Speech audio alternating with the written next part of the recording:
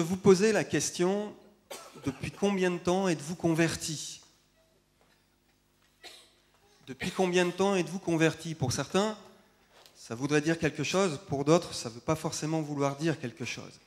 Quand on pose une question comme ça, depuis combien de temps êtes-vous converti, on fait référence à un temps, on fait référence à un moment. On ne naît pas chrétien, on devient chrétien. Et la conversion, depuis combien de temps êtes-vous converti, fait référence à un temps où particulièrement il s'est passé quelque chose dans notre vie, un événement qui a marqué notre vie, qui nous a interpellés, quelque chose d'exceptionnel.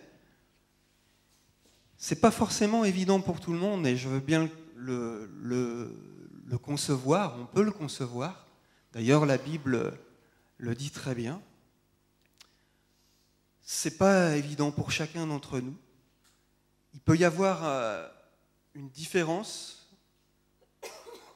On est plusieurs ici, on n'a pas tous la même expérience spirituelle, on n'a pas tous la même connaissance des Écritures, on n'a pas tous le même cheminement, on est tous en vie, ça c'est quelque chose qui nous est commun, on a tous une vie précieuse, quelque chose qui nous est donné, quelque chose dont on jouit, sans forcément en avoir conscience, mais vous pouvez parler, vous pouvez chanter, vous pouvez danser, vous pouvez vous réjouir parce que vous êtes en vie, et la vie c'est un bien précieux, c'est un bien précieux.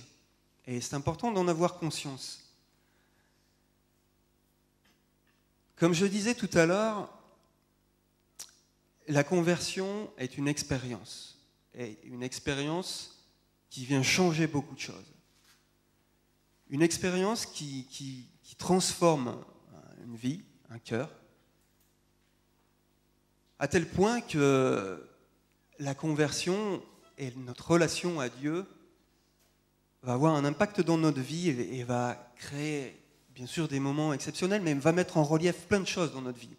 La joie, l'enthousiasme, le zèle, une paix profonde. Et quand on rentre dans une église comme celle-ci, on peut parfois, quand on n'a aucune connaissance spirituelle ou quand on découvre, quand c'est un peu nouveau pour nous, ce monde spirituel, on peut être surpris par certaines choses qui nous entourent, par certains comportements. Par exemple, on peut être surpris de voir quelqu'un qui loue Dieu, les bras levés par exemple, ou qui manifeste une prière à haute voix. Ça peut surprendre. Et on peut s'en sentir même mal à l'aise. Ça peut nous mettre mal à l'aise. Quand on ne connaît pas, on peut être mal à l'aise. Et des chrétiens pourraient témoigner, et des chrétiens de longue date ou de moins longue date, pourraient témoigner que leur premier contact avec une église vivante a pu les surprendre. Et peut-être les choquer aussi, peut-être les interpeller. Pourquoi? Parce que, on entend des personnes prier à haute voix, et on se sent, quand on n'a pas ce contact, un peu étranger. Et ça peut créer un malaise dans le cœur d'une personne. Se sentir étranger, on ne réagit pas tous de la même façon. Certaines personnes, en entrant dans une église, peuvent ressentir la présence de Dieu. Mais parce que peut-être, pour des raisons XY, je ne sais pas dans quelles conditions vous êtes entré dans cette église, je ne sais pas si c'est la première fois que vous rentrez dans cette église, mais c'est l'effet que ça peut produire. C'est l'effet que ça peut produire. La conversion, comme je disais tout à l'heure, est un événement. On ne naît pas chrétien. Et pour certaines personnes, entendre parler de conversion, ça peut les troubler. Elles peuvent avoir le désir, regarder autour d'eux, de voir des personnes dans la joie, des personnes épanouies, des personnes, c'est ce qu'on veut pour les chrétiens et l'Église, des personnes zélées, en paix, remplies de sagesse. On peut envier ces personnes quand on ne connaît pas l'Évangile, et on va venir un peu plus loin, il y a des termes précis sur ces choses-là. La présence de Dieu, le royaume de Dieu, Mais on ne connaît pas ces choses quand on vient pour la première fois. Et ça peut effectivement surprendre. Comme je disais tout à l'heure, la conversion, c'est un événement. Encore une fois, vous prenez par exemple l'apôtre Paul. L'apôtre Paul était un persécuteur de l'Église. Quand on lit les textes dans les actes des apôtres, l'apôtre Paul persécutait l'Église. C'était un persécuteur. Et il s'est passé un événement, et de persécuteur, il est devenu proclamateur de la foi en Jésus-Christ. Donc, entre le fait de persécuter l'Église, et ce n'était pas un tendre à ce niveau-là, il était très zélé. Il participait au meurtre de chrétiens. Il les séquestrait, il les enfermait. Il mettait tout en œuvre pour lutter contre l'Église de Jésus-Christ. Et en quelques jours, de persécuteur, oui, zélé, il est devenu un apôtre de Jésus-Christ. Qu'est-ce qui s'est passé? Un événement précis. Ça peut sembler compliqué de l'extérieur et on peut se dire, moi, j'ai le désir de devenir chrétien. Peut-être certaines personnes pourraient se dire, j'ai le désir de devenir chrétien, je voudrais devenir chrétien, je voudrais entrer dans cette dimension, je voudrais recevoir cette joie, cette vie, je voudrais... Et peut-être simplement on se dit, au fond, il manque quelque chose à ma vie. Et peut-être que ces gens-là que je regarde, peut-être ont ce quelque chose. En tout cas, ils ont l'air de manifester quelque chose de différent. Et ça peut interpeller. Je parlais de l'apôtre Paul, mais je peux très bien parler, j'ai participé samedi au cours de préparation au baptême. Et un jeune qui est présent dans cette salle s'est converti depuis peu, un mois et demi, 2 mois. Et ce qui a précédé sa conversion, c'est la conversion de sa maman. Peu de temps avant, sa maman s'est convertie. Et bon, je ne vais pas apporter son témoignage, il fera mieux que moi, mais au départ, il y avait de l'incompréhension de sa part. Et au départ, sa réaction, c'était de se dire, mais c'est bizarre. C'est bizarre. Enfin, et il a même dit, mais ma mère est entrée dans une secte, c'est trop bizarre. Et puis, allez, je veux dire, 1 mois après, il vous donnera peut-être les chiffres exacts, mais lui, il s'est converti. Et il a été touché par Jésus-Christ. Il a été touché par Dieu. Bon, il le dira mieux que moi, mais donc, il est passé de quelqu'un qui disait c'est une secte, où ces gens sont bizarres, où ils ont des drôles de comportements, à quelqu'un qui voit les choses et qui découvre le royaume de Dieu, et qui découvre en fait Dieu. C'est une conversion. Et Jésus a donné un enseignement précis sur la conversion. Il a posé des mots très précis sur comment je pourrais dire, cet événement, ou ce phénomène, ou cette action, ou de la conversion. Et il a expliqué à un homme qui s'appelle Nicodème. Nicodème comprenait pas grand-chose à entendre Jésus. Et on va lire ce texte, si vous voulez, on va partir dans la Bible. Alors, on va faire un beau voyage, on va remonter le temps, un peu moins de 2000 ans, et on va se plonger sur une scène où on va voir Jésus parler à un homme. Alors, je vais vous poser le contexte de cette situation, de cette scène. Nicodème, c'est son nom, c'est cet homme qui va rencontrer Jésus. On chantait tout à l'heure aller vers Dieu, enfin s'avancer, entrer dans la présence de Dieu. Et c'est ce qu'a fait Nicodème, en tout cas, s'est approché de Jésus. Il n'avait pas de connaissances au sujet de Jésus et il se posait beaucoup de questions. Nicodème, c'était un pharisien. Un pharisien, pour vous expliquer, ce mouvement des pharisiens, c'était un mouvement religieux à l'époque de Jésus. Il y avait plusieurs mouvements religieux, comme on peut l'avoir aujourd'hui, entre les différents mouvements religieux. et au sein même du christianisme. Il y a plusieurs mouvements chrétiens.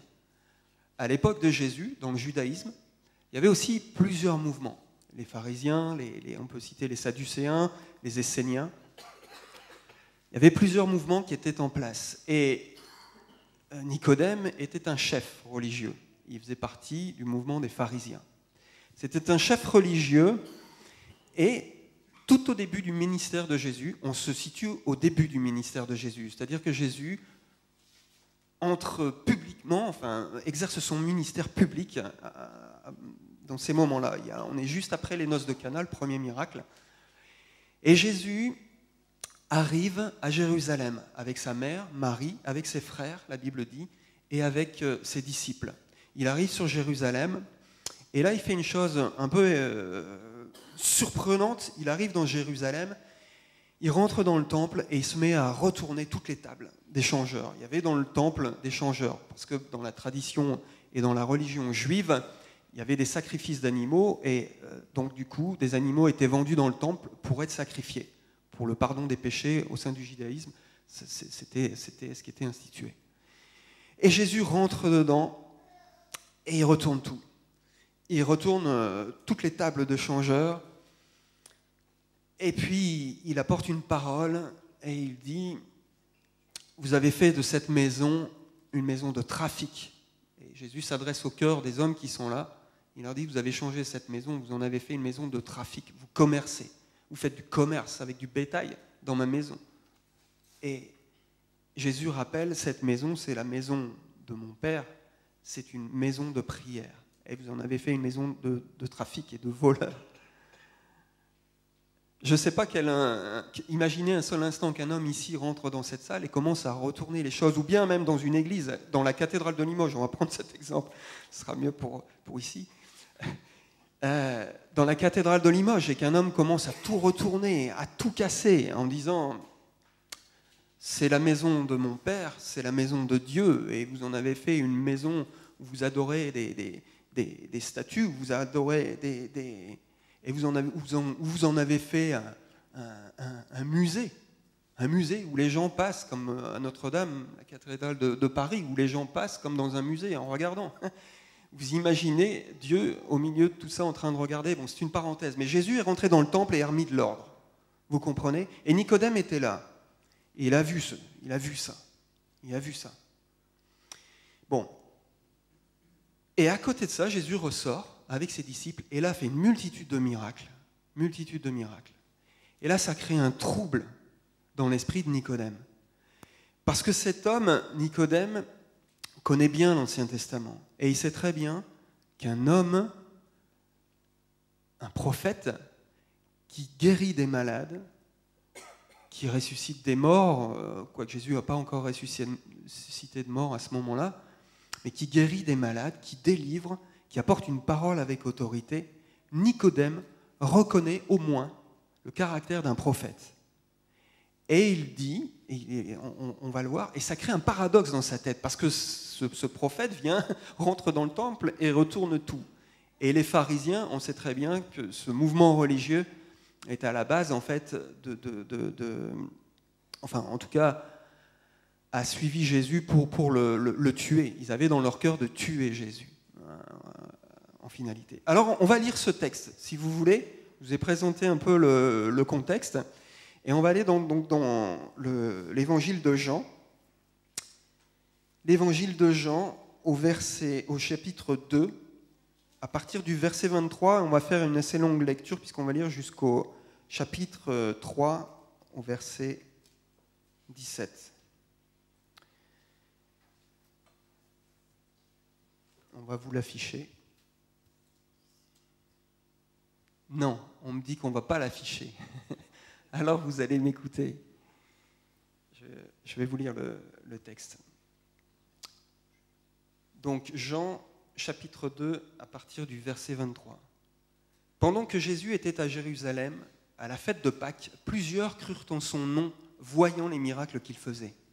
Mais Jésus ne se fiait point à eux, parce qu'il les connaissait tous, et parce qu'il n'avait pas besoin qu'on lui rendît témoignage d'aucun homme, car il savait lui-même ce qui était dans l'homme.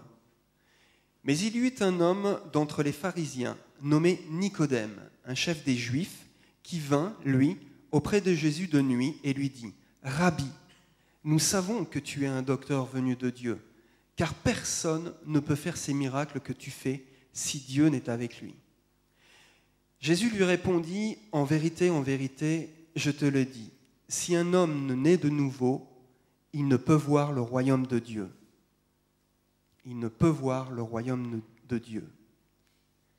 Je vais faire une pause, une petite parenthèse. Dans cette scène-là, Nicodème arrive de nuit, déjà. Discret, Jésus est certainement dans une habitation, il est logé avec ses disciples, vraisemblablement, en tout cas, on peut l'imaginer. Et quelqu'un frappe à la porte. Nicodème est là, il rentre, c'est la nuit. Il ne veut pas se montrer, Nicodème. Et il arrive près de Jésus en lui disant « Rabbi ». Et « Rabbi », ça veut dire « maître ». Donc déjà, Nicodème s'incline devant Jésus. Et notez bien le premier mot du chapitre 3, « Mais il y eut un homme ». Il est important ce « mais », parce qu'il n'accable pas Nicodème. On a lu juste avant que Jésus connaissait le cœur. Jésus a fait des miracles et beaucoup crurent en lui. C'est-à-dire que les personnes ont vu des miracles et donc ont cru en Jésus.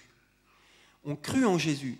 Mais la Bible dit que Jésus ne se fiait pas à leur foi, parce qu'il connaissait leur cœur. Et pourtant la Bible dit qu'ils ont cru. Mais Jésus dit non. Au fond, il ne croit pas. Parce que Jésus connaît le cœur de l'homme. Dire que je crois, c'est une chose. Mais avoir la reconnaissance de Dieu par rapport à notre foi, c'est une autre chose. Et là, la Bible dit donc que Jésus savait lui-même ce qui était dans le cœur de l'homme. Donc en fait, ceux qui ont vu les miracles, qui ont cru, ne sont pas allés vers Jésus. Mais Nicodème, et la Bible dit « mais il y eut un homme d'entre les Juifs ». Et Nicodème est allé vers Jésus. Ce qui est important, c'est pas tant de voir les choses autour de nous, comme je disais tout à l'heure, des personnes qui prient, ça c'est une chose, des personnes qui louent, c'est une autre chose, des personnes qui adorent Dieu, des personnes qui manifestent leur joie, c'est une chose. On peut voir des choses, on peut avoir aussi nos idées sur Jésus. Tous autant qu'on est ici, on a entendu parler de Jésus. On a eu un enseignement où on connaît l'histoire du petit Jésus dans la crèche, où on en est peut-être arrêté là, on en est peut-être arrêté au roi mage, on en est peut-être arrêté à quelques miracles, je ne sais pas. Mais la conversion va plus loin. En tout cas Nicodème, avait toutes ses connaissances de religieux, de chef religieux, mais il a voulu dépasser ces questions. Il a désiré dans son cœur connaître la vérité au fond, personnellement. Personnellement. Et je vous interpelle. Regardez Nicodème. Et qu'est-ce qu'il fait? Il s'approche de Jésus. Il va vers Jésus. Malgré ce qu'on pourrait penser de lui. Donc il va vers Jésus. Et là, il y a une reconnaissance. Et Jésus, écoutez-moi bien, Jésus va lui apporter un enseignement des plus précieux de la Bible. Le texte qui va suivre est un texte des plus révélateurs, qui résume, qui synthétise vraiment l'évangile de Jésus-Christ et l'amour de Dieu. On va continuer dans le texte, mais Jésus va lui expliquer, et on va le voir, certaines choses. Imaginez que vous soyez à la place de Nicodème. Pareil, vous arrivez avec votre arrière-plan religieux ou vos connaissances, et vous vous approchez de Jésus. Parce qu'au fond, vous voulez savoir qui il est, vraiment. C'est ça qui est important. Qui il est. Qu'est-ce que Jésus ou Dieu a dans le cœur? Et c'est ce que Nicodème voulait connaître. Et il est allé vers Jésus. Donc, comme on a dit, il lui dit « Rabbi, nous savons que tu es un docteur venu de Dieu, car personne ne peut faire ces miracles que tu fais si Dieu n'est avec lui. » Et là, il ne va même pas plus loin. Jésus, paf, prend la parole tout de suite, parce qu'il connaît son cœur. Il sait pourquoi Nicodème est venu. Et Jésus va lui répondre. Jésus lui répondit, en vérité, on l'a lu, en vérité, je te le dis, si un homme ne naît de nouveau, il ne peut voir le royaume de Dieu. Nicodème lui dit, comment un homme peut-il naître quand il est vieux? Peut-il rentrer dans le sein de sa mère et naître? Jésus lui répondit, en vérité, je te le dis, si un homme ne naît d'eau et d'esprit, il ne peut entrer dans le royaume de Dieu. Ce qui est né de la chair est chair, et ce qui est né de l'esprit est esprit. Ne t'étonne pas que je te dis, il faut que vous naissiez de nouveau. Le vent souffle où il veut, et tu en entends le bruit, mais tu ne sais d'où il vient, ni où il va. Il en est ainsi de tout homme qui est né de l'esprit. Nicodème lui dit, mais comment cela peut-il se faire? Jésus lui répondit, tu es le docteur d'Israël et tu ne sais pas ces choses. En vérité, je te le dis, nous disons ce que nous savons et nous rendons témoignage de ce que nous avons vu. Et vous ne recevez pas notre témoignage.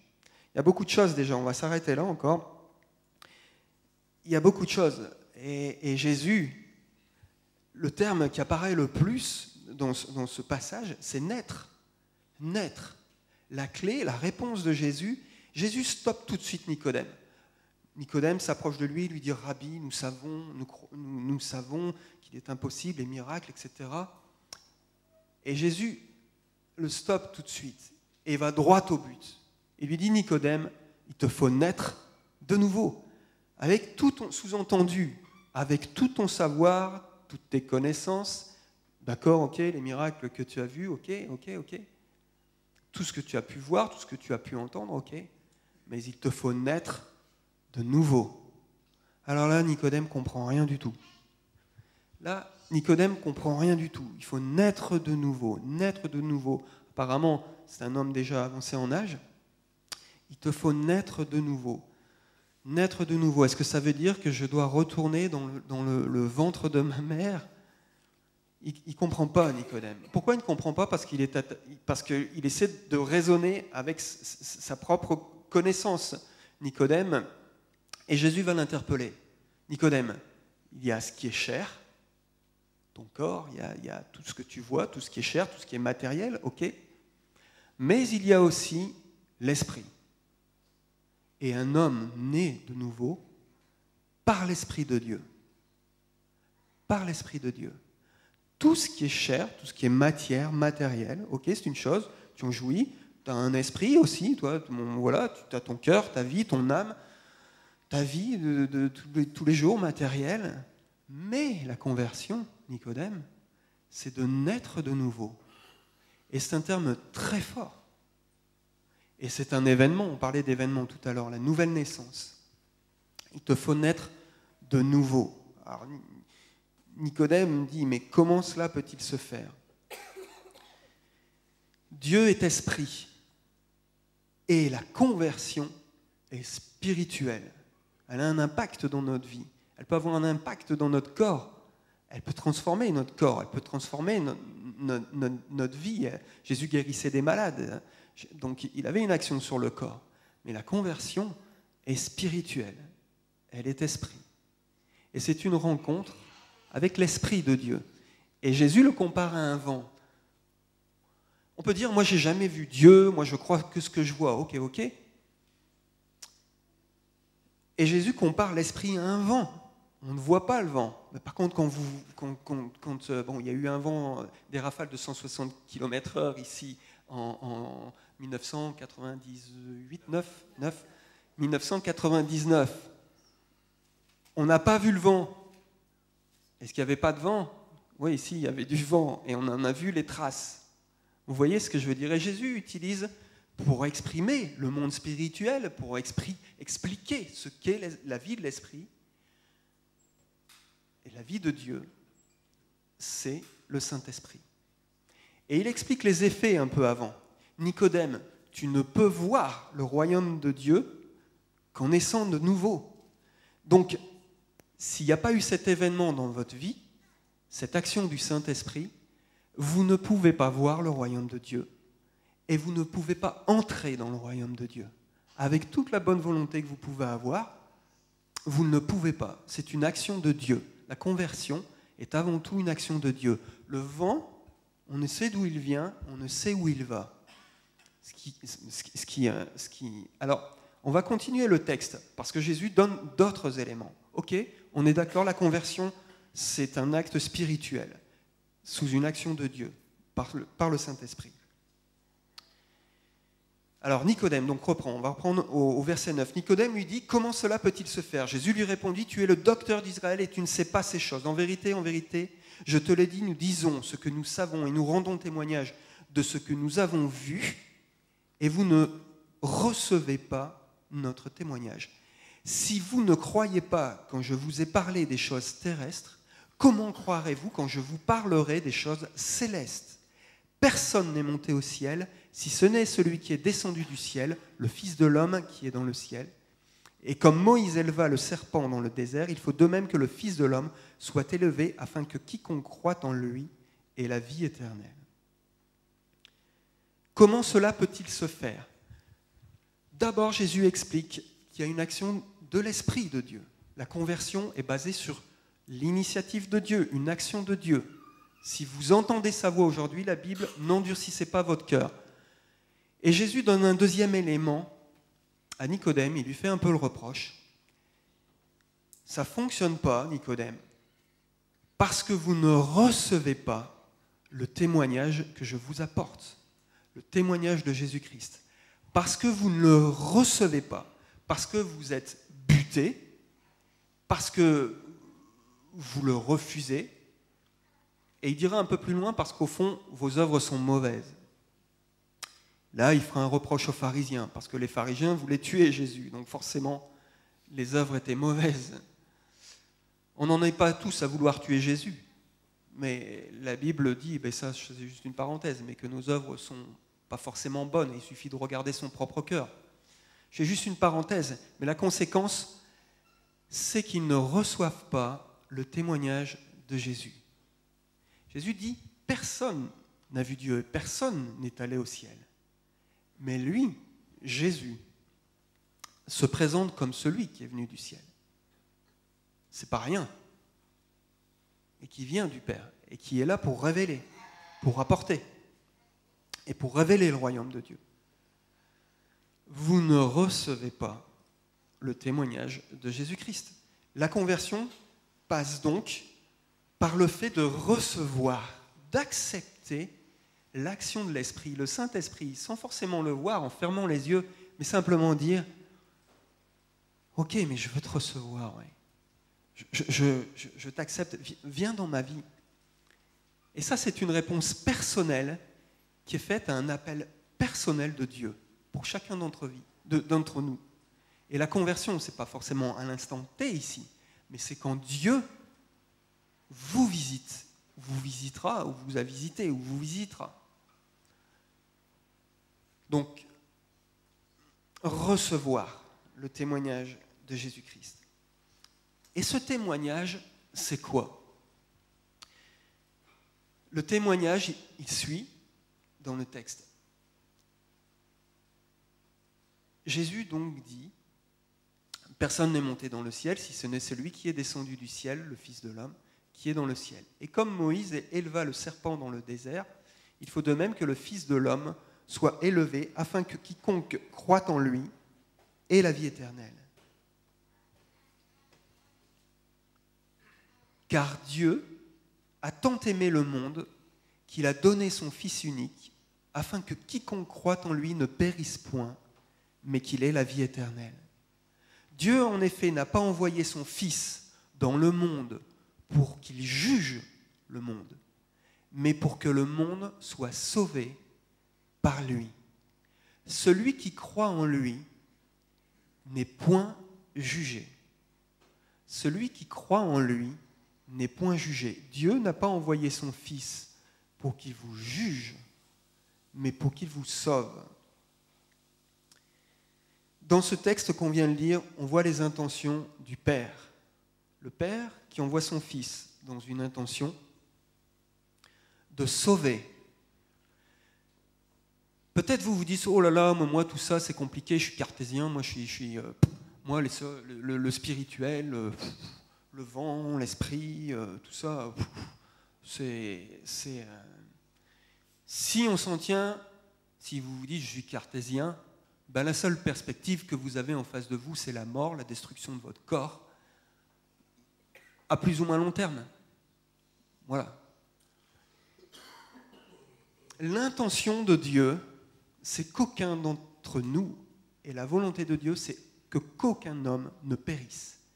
L'Évangile fait le tour de la terre. L'Évangile est un message universel qui s'adresse à tous les hommes, au cœur de l'homme. Ce n'est pas une question de religion, c'est une question de vie ou de mort, c'est une question d'amour. Dans ce texte, ça parle d'amour, de justice, de vérité, de vie, de mort. Ne périssent point. Sont des éléments essentiels et c'est un sujet essentiel pour nos vies. Quelles sont les intentions de Dieu ? Communiquer la vie. Pourquoi ? Parce qu'il est amour.